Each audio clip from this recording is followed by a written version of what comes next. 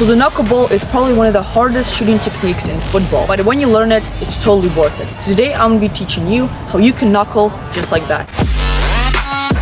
Alright, so the first thing is, what is a knuckleball? Well, a knuckleball is a ball which is moving at little or no spin, and when you put enough force behind it, it can move left to right, up and down, confusing the goalkeeper into going one way when the ball will actually float and move the other way. A knuckleball is a great shooting technique to learn, but it also requires a lot of patience. But if you're ready for the challenge, make sure to subscribe to the channel and let's get into it.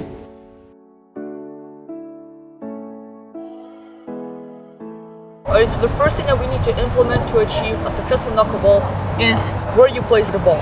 You're going to need to place the ball somewhere around the 18-yard box. So I've placed the logo right in the dead center. That's where I'll be hitting the ball. More on that later in the video. But for now, I want to talk about the run-up. Keep in mind, anything that I'm going to say will apply whether the ball is moving or whether the ball is standing. Back to the run-up. Right now, what you want to do, you want to take around 3 to 5 steps back. Alright, I've taken it around 4 steps back, and I'm now ready to run up to the ball. So you want to run up to the ball in a very driven pace. Not too fast, but definitely not slow. Sort of like a 75% of your top speed. So now that you know the pace that you're going to approach the ball on, you're going to have to run on the upper half of your foot. Not on your toes, but definitely not on your heels, and not flat-footed. Alright, so now we know how to place the ball, now we know how to run up, at what pace, and what technique we need to run up to the ball. Now is the most important step of achieving a perfect knuckleball. And believe it or not, it took me over 5 months to master the knuckleball. So don't be surprised and don't expect a perfect knuckleball in the first try. It's going to take you thousands of hours on the football pitch mastering and practicing knuckleball. So right now, what we need to do, you need to place your non-kicking foot around 10 to 20 centimeters away from the ball. In my case, I'm right-footed, so that's going to be my left foot, and if you're left-footed, then you're going to use your right foot. So you hit the ball in this area of the foot. I call it the sweet spot. Not really the instep of your foot, but not really the laces. You want to use the logo or the valve of the ball to know where to hit the ball.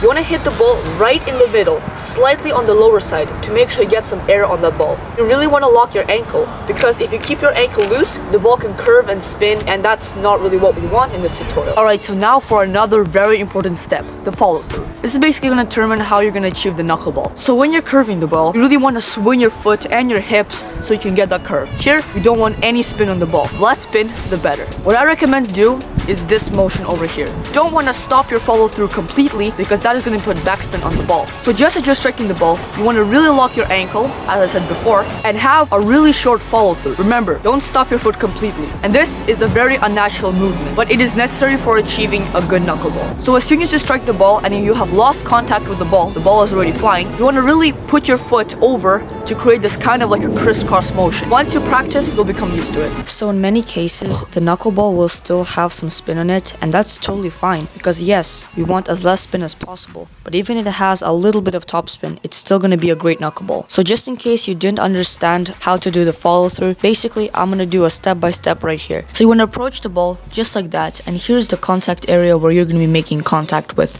So just as the ball leaves your foot, make sure you really lock your ankle and keep your foot, because if you do any kind of motion, it'll put spin on the ball. Just as the ball is leaving your foot, crisscross your kicking foot and then drag your non-kicking foot on the ground just like that.